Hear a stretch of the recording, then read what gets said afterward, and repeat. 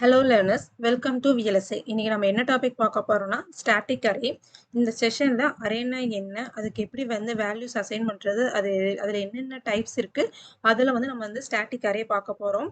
அதுக்கு முன்னாடி நம்ம சேனல் சப்ஸ்கிரைப் பண்ணாதீங்க, சப்ஸ்கிரைப் பண்ணிக்கோங்க. கூடவே இந்த பெல் ஐகானையும் கிளிக் பண்ணிக்கோங்க.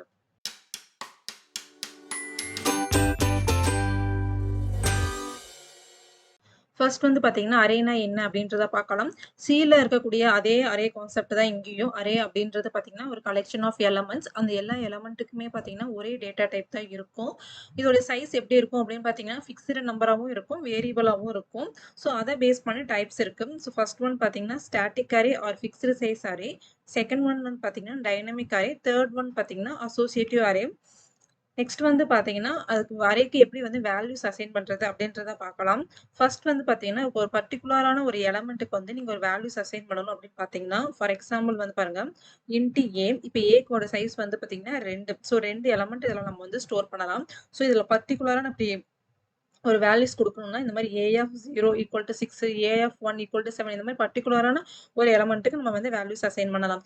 இதே வந்து மல்டிபிள் எலமெண்ட்ஸ்க்கு அட் அ டைம் நம்ம வேல்யூஸ் அசைன் பண்ணணும் அப்படின்னு நினைச்சோம்னா லிட்ரல்ஸ் யூஸ் பண்ணலாம். அதாவது டிக் போட்டு இந்த மாதிரி curly braces open close curly braces use பண்ணி எவ்வளோ எலமெண்ட் இருக்கோ அவ்வளோ எலமெண்ட்டுக்கான வேல்யூஸை வந்து நம்ம வந்து இந்த மாதிரி கமா செப்பரேட் பண்ணி கொடுக்கலாம். நெக்ஸ்ட் வந்து பார்த்தீங்கன்னா, இப்போ ஒரே வேல்யூஸு அதில் கூட எல்லா எலமெண்ட்டுக்கும் ஒரே வேல்யூஸ் தான் கொடுக்க போகிறோம் அப்படின்னு நினச்சோம்னா அதுக்கு 2 மெத்தட் இருக்குது. ஃபர்ஸ்ட் ஒன் பார்த்தீங்கன்னா, ரிப்பீட்டேட்டிவ் ஆப்ரேட்டர் யூஸ் பண்ணுறது. ஃபார் எக்ஸாம்பிள் இப்போ இன்ட் ஏ ஆஃப் 4 போட்டிருக்கோம். அப்போ இந்த 4 எலமெண்ட்டுக்குமே நான் வந்து 0 அப்படின்ற ஒரு வேல்யூ கொடுக்க போறேன்.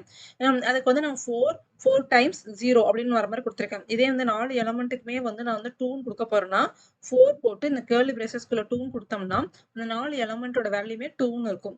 நெக்ஸ்ட் இன்னொரு மெத்தட் என்ன அப்படின்னு பார்த்தீங்கன்னா, டிஃபால்ட் அப்படின்ற ஒரு கீவேர்ட் நம்ம யூஸ் பண்ணிக்கலாம். ஸோ இதை யூஸ் பண்ணோம்னா 4 எலமெண்ட்டுக்குமே இங்க என்ன வேல்யூஸ் கொடுக்குறோமோ அதே வேல்யூஸ் வரும்.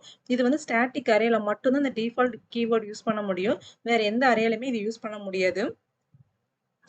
நெக்ஸ்ட் வந்து பார்த்தீங்கன்னா, ஸ்டாட்டிக் அரேனா என்ன அப்படின்னு பார்க்கலாம். ஸோ நேம்லயே இருக்கு ஸ்டாட்டிக், அதாவது அதோட சைஸ் வந்து ஃபிக்ஸ்டா இருக்கும். ஸோ த்ரூ த சிமுலேஷன் அதோட அரேவோட சைஸ் வந்து கான்ஸ்டன்டா அதாவது ஃபிக்ஸ்டா இருந்துச்சுன்னா அது வந்து ஸ்டாட்டிக் அரே அப்படின்னு சொல்லுவாங்க. ஸோ அரேயோட இனிஷியல் வேல்யூ என்னவா இருக்கும்னு பார்த்தீங்கன்னா 0. இதில் வந்து நிறைய டேர்ம்ஸ் யூஸ் பண்ணுவாங்க. அதெல்லாம் என்னென்ன அப்படின்னு பார்க்கலாம். ஃபர்ஸ்ட் ஒன் பார்த்தீங்கன்னா பேக்டு அரே அப்படின்னு சொல்லுவாங்க. பேக்டு அரே அப்படின்னா இப்போ பிட்டு இந்த வேரியபிளுக்கு முன்னாடி நம்ம டைமென்ஷன்ஸ் இப்படி டிக்ளேர் பண்ணோம்னா இது வந்து பேக்டு அரே அப்படின்னு சொல்லுவாங்க. அன்பேக்டு அரே அப்படின்னு என்னன்னா வேரியபிளுக்கு அப்புறம் நம்ம வந்து இந்த மாதிரி டைமென்ஷன் டிக்ளேர் பண்ணோம்னா அதை வந்து அன்பேக்டு அரே அப்படின்னு சொல்லுவாங்க. இங்க பார்த்தோம்னா அன்பேக்டுல நம்ம வந்து இந்த மாதிரி ரேஞ்சாவும் கொடுக்கலாம், இல்லைன்னா சிங்கிள் நம்பராகவும் கொடுக்கலாம். இந்த 8ன்றது எதுக்கு ஈக்குவலண்ட்னா 7 டவுன் டு 0க்கு ஈக்குவலண்ட் தான். இந்த மாதிரி நம்ம ஒரு ஃபிக்ஸ்டு நம்பராகவும் கொடுத்துக்கலாம். அந்த சைஸை மென்ஷன் பண்றதுக்கு இந்த மாதிரி ரேஞ்சாவும் கொடுக்கலாம். இந்த ஃபிக்ஸ்டு சைஸ் பார்த்தீங்கன்னா அன்பேக்டு அரேல மட்டும் தான் சப்போர்ட் பண்ணும், பேக்டு அரேல சப்போர்ட் பண்ணாது. நெக்ஸ்ட் வந்து பார்த்தீங்கன்னா, 1 dimensional array, 2 dimensional array, 3 dimensional array நிறைய சொல்லி ஒரு டேர்ம்ஸ்லாம் இருக்கு. ஃபர்ஸ்ட் வந்து பார்த்தீங்கன்னா, 1 டைமென்ஷனல் அரே அப்படின்னா என்னன்னு பார்க்கலாம். 1 டைமென்ஷன் அதாவது ஒரே ஒரு டைமென்ஷன் மட்டும் நம்ம கொடுக்குறோம். அதாவது பேக்கடாவும் இருக்கலாம், அன்பேக்கடாவும் இருக்கலாம். இது பார்த்தீங்கன்னா பேக்கட் கொடுத்துருக்கேன், இங்க அன்பேக்கட் கொடுத்துருக்கேன். ஆனா ஒரே ஒரு டைமென்ஷன் யூஸ் பண்ணிருக்கோம். ஸோ இந்த மாதிரி ஒரு டைமென்ஷன் யூஸ் பண்ணா அது வந்து 1 டைமென்ஷனல் அரே அப்படின்னு சொல்லுவாங்க. இப்ப இது வந்து பேக்கடா குடுத்தா அது மெமரியில எப்படி அலோகேட் ஆகும், அன்பேக்கடா குடுத்தா மெமரியில எப்படி அலோகேட் ஆகும் அப்படின்றத பார்க்கலாம். ஃபர்ஸ்ட் ஒன் பாருங்க. இது வந்து பேக்கடு. இந்த பேக்கடா குடுத்தா எப்படி இருக்கும்னு பார்த்தீங்கன்னா, இந்த மாரி வெக்டார் ஷேப்ல அதாவது ஒரே லைன்லயே வந்து இந்த மாரி A0, A1, A2, A3ன்னு சொல்லி ஒரே லைன்லயே வந்து மெமரியில அலோகேட் ஆகும். இந்த ரெட் கலர் வந்து நான் வந்து ஜஸ்ட் மெமரி வந்து ரிமைனிங் இருக்கிற மெமரி ஹைலைட் பண்ணி காட்டுறதுக்காக ரெட் கலர்ல காட்டியிருக்கேன். நெக்ஸ்ட் வந்து பார்த்தீங்கன்னா, அன்பேக்டு அரேவா இருந்தா என்ன ஆகும்னா 1 பை 1 அதாவது கீழ அப்படியே நமக்கு வந்து அலோகேட் ஆகும். இதுக்கும் என்ன டிஃபரன்ஸ் அப்படின்னு பார்த்தீங்கன்னா, மெமரி எஃபிஷியன்ட் வேரி ஆகும். அதாவது பேக்டு அரே தான் வந்து எப்பயுமே பார்த்தீங்கன்னா, ரொம்ப வந்து எஃபிஷியன்ட்டா இருக்கும்னு சொல்லுவாங்க. ஏன் அப்படின்னு பார்த்தீங்கன்னா, ஃபார் எக்ஸாம்பிள் ஒரு மெமரியில வந்து மினிமமா ஒரு மெமரி ஸ்டோரேஜ் ஒரு அட்ரஸ்ல வந்து பார்த்தீங்கன்னா 32 பிட் ஸ்டோர் பண்ண முடியும். ஸோ இப்போ வந்து இங்க நான் ஏன்னு குடுத்துருக்கேன். இது வந்து 4 பிட்டுங்களா? ஸோ இந்த 4 பிட் பார்த்தீங்கன்னா ஒரே மெமரியில நம்ம ஒரே மெமரி அட்ரஸ்ல நம்ம ஸ்டோர் பண்ணிரலாம். ஸோ ரிமைனிங் இருக்கக்கூடிய மெமரி ஸ்பேஸ் தான் வேஸ்ட் ஆகும். ஆனா இந்த மாதிரி அன்பேக்கடா குடுத்தா என்ன ஆகுதுன்னா, ஒரு தனித்தனி மெமரி அட்ரஸ்ல ஸ்டோர் பண்ற மாரி வருது. இது பார்த்தீங்கன்னா 4 மெமரி அட்ரஸ ஆக்குபை பண்ணியிருக்கு. இங்க இருக்கக்கூடிய எல்லா மெமரியுமே நமக்கு எப்படி இருக்கும்? வேஸ்ட் ஆகுது. இது வந்து ஒரே மெமரியில ஸ்டோர் ஆயிடுது. ஒரே மெமரி அட்ரஸ்ல ஸ்டோர் பண்ணிக்கலாம். இதுக்கு 4 மெமரி அட்ரஸ் நமக்கு தேவைப்படுது. அதனால தான் வந்து எப்பயுமே பேக்டு அரே வந்து கம்பேர் டூ அன்பேக்டு அரே ரொம்ப வந்து எஃபிஷியன்ட்டா இருக்கும் அப்படின்னு சொல்லுவாங்க. நெக்ஸ்ட் வந்து பார்த்தீங்கன்னா, மல்டி டைமென்ஷனல் அரே. இதெல்லாம் வந்து 2 டைமென்ஷனல், 3 டைமென்ஷனல் எல்லாமே பார்த்தீங்கன்னா, மல்டி டைமென்ஷனல் அரே கேட்டகரிக்குள்ள வந்துரும். இப்ப பாருங்க இங்க 2 டைமென்ஷனல் குடுத்துருக்கேன். இப்ப வந்து ஃபர்ஸ்ட் பார்த்தீங்கன்னா, பிட்டு இது வந்து பேக்டு, இது வந்து அன்பேக்டு கரெக்ட்டுங்களா? ஸோ ஃபர்ஸ்ட் இருக்கக்கூடியது என்ன?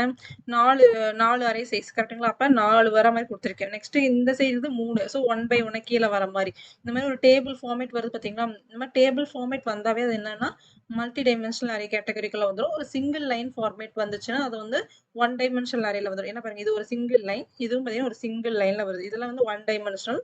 ஒரு மாரி டேபிளா வந்தா அது வந்து மல்டி டைமென்ஷனல் அரே அப்படின்னு சொல்லுவாங்க. நெக்ஸ்ட் ஒன் பார்த்தீங்கன்னா, இப்ப இது பாருங்க. இன்ட் ஏ இங்க வந்து சைஸ் 5 குடுத்துருக்கேன். இங்க 2 குடுத்துருக்கேன். சோ இது வந்து அன்பேக்டு அரே. சோ ஃபர்ஸ்ட் இருக்கிறது எப்படி வரும்னு பார்த்தீங்கன்னா, நமக்கு வந்து கீழ வருங்களா? அதுல ஒரு சைஸ்லயும் எவ்வளவு எலிமெண்ட் இருக்கும்னு பார்த்தீங்கன்னா, அதாவது ஃபார் எக்ஸாம்பிள் அரே ஆஃப் 0 இந்த கேட்டகரியில வந்து பார்த்தீங்கன்னா 2 அடுத்து array of 1, array of 2, array of 3, array of 4 இந்த 5 எலிமெண்ட்ல ஒவ்வொன்லயும் 2 எலிமெண்ட் வரும். இதே இந்த மாதிரி எடுத்துக்கோங்களேன். பேக்கடு ஃபார்மேட்ல இதுல வந்து 5 ஃபர்ஸ்ட் இருக்குதுங்களா? ஒரு 5 செட்டுலயும் நமக்கு என்ன இருக்கும்? 2 எலிமெண்ட் இருக்கும். சேம் இதேதான்.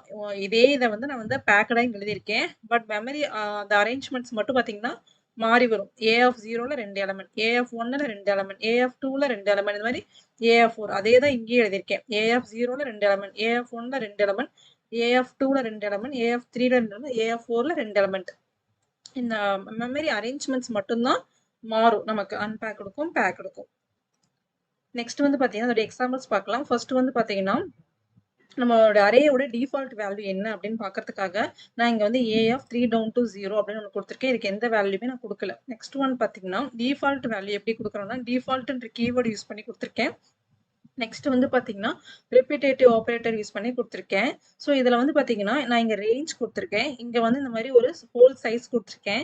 அதுக்கு ஒரு டிஃப்ரென்ஸ் இருக்குது. நான் அதை காட்டுறேன் லூப் யூஸ் பண்ணுறப்ப. மெயினாக வந்து அரே உடைய எலமெண்ட்ஸை நம்ம ஆக்சஸ் பண்ணோம்னா நம்ம 2 லூப்ஸ் யூஸ் பண்ணலாம். ஒன்று வந்து ஃபார் லூப் யூஸ் பண்ணலாம். இன்னொன்று வந்து பார்த்தீங்கன்னா ஃபார் ஈச் லூப் யூஸ் பண்ணலாம்.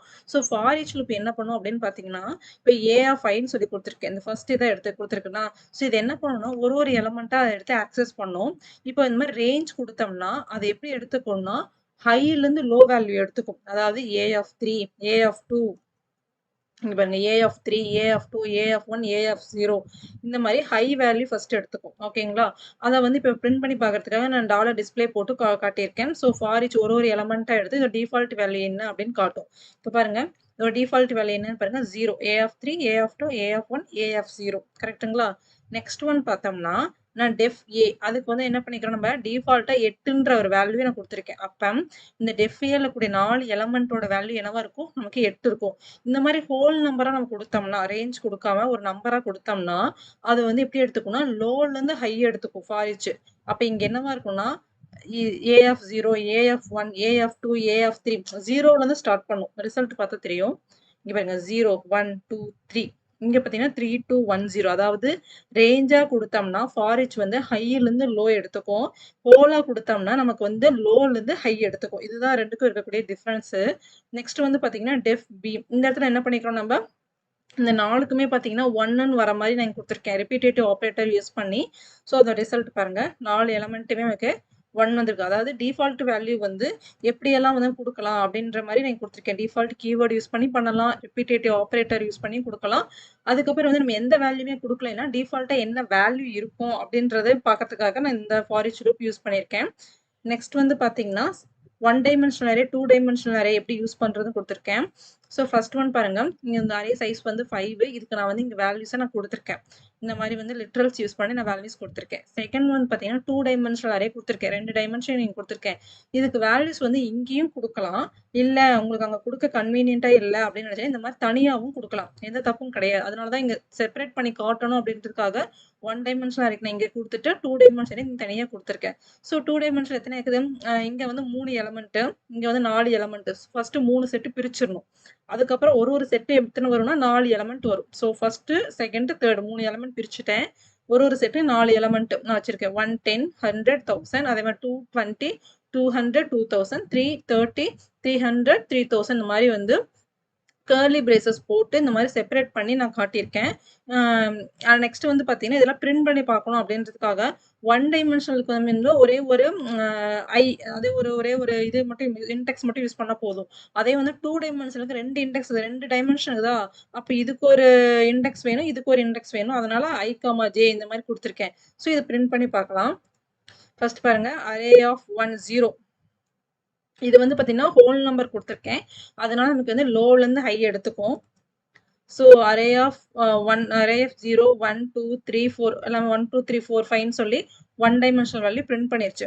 நெக்ஸ்ட் வந்து பார்த்தீங்கன்னா, இங்க வந்து நான் ரேஞ்ச் குடுத்துருக்கேன். அதனால நமக்கு என்ன ஆகும்னா மேக்ஸிமம் வேல்யூஸ் இருந்தா நமக்கு பிரிண்ட் பண்ணும். ஸோ அரே ஆஃப் 2 ஃபர்ஸ்ட் எடுத்துக்குவோம். அதுல வந்து நமக்கு என்ன 4 எலிமெண்ட் இருக்குங்களா 3 2 1 0 அது எல்லாத்தையும் பிரிண்ட் பண்ணிருது. நெக்ஸ்ட் வந்து பார்த்தீங்கன்னா, அரே ஆஃப் 1 அதுல 4 எலிமெண்ட் இருக்கும். அந்த 4யும் பிரிண்ட் பண்ணுது. நெக்ஸ்ட் வந்து பார்த்தீங்கன்னா 0 அதுல 4 எலிமெண்ட் இருக்கும். அந்த 4யுமே நமக்கு பிரிண்ட் பண்ணிருது. இதுதான் வந்து பார்த்தீங்கன்னா ஸ்டாட்டிக் அரே. அரேனா என்ன? அதுல வந்து என்னென்ன டைப்ஸ் இருக்கு? அதாவது எப்படி வேல்யூஸ் அசைன் பண்றது? அதுல வந்து பேக்டு அரேனா என்ன? அன்பேக்டு அரேனா என்ன? ஒன் டைமென்ஷனல், மல்டி டைமென்ஷனல் பத்தியான டீடைல்டு வீடியோ. இதுக்கு அடுத்த வீடியோல பார்த்தீங்கன்னா, நம்ம வந்து associative array, dynamic array and கியூஸ்லாம் நம்ம பார்க்கலாம். இந்த வீடியோ உங்களுக்கு யூஸ்ஃபுல்லா இருக்கும்னு நினைக்கிறேன். பிடிச்சிருந்தா லைக் பண்ணுங்க, ஷேர் பண்ணுங்க, சப்ஸ்கிரைப் பண்ணுங்க. Thank you all.